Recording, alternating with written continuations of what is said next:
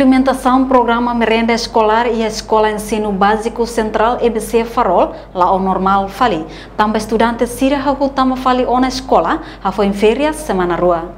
Diretora Escola Ensino Básico Central Farol, Filomena Fátima Velo Freitas informa, merenda escola lá ao normal, antes exame ou depois de férias tama fali escola, tamba processo aprendizagem lá na.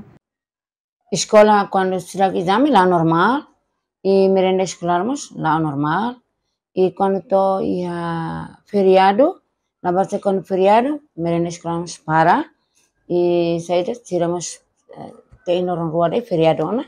E tiramos para, e funida começa a falar dia 14.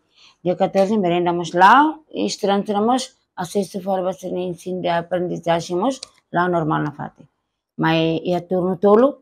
Primeiro turno mais da 10, segundo turno mais meio-dia, mais 10, tô 12h30. E depois terceiro turno mais 1h, tô 5h30. Menu si ahang na lolorong hanya sangga di Lorong ahang quando merenda escolar, é diferença, lá hanya ainda. Segundo ania, makahalo prepara bife, outra mostarda, o iPhone. Pois terça-feira, maka guisado, também tem que trocar ikan. Também ikan barak demais, então ami lá consegue a carne ikan fresco ne, ami rasca ne, ami labele.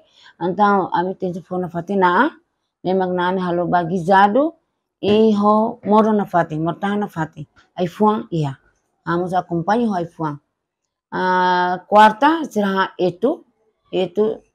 Itu será segunda, terça, quarta, quinta. So sexta maklaha, nebe. Diferença. Cada menu mai hoto nia nebe mak prepara na ba iha. Balabar satu babe menu ni mai educação. Ini la fotira, ami tu segue buat nebe mak iha. Quando sexta será por mongo o iPhone. No escola hotu tanto ensino básico no ensino secundário. A tama fali escola e a segunda-feira loron sanulu racing hat. Fulan agosto tinangne, ha foi em férias durante semana rua nelarang. Reportagem Olívio da Silva, Televisão Timor Post. Janela informação ba Ema Hotu. Atua tem informação atual dia Gliu, que tá halua.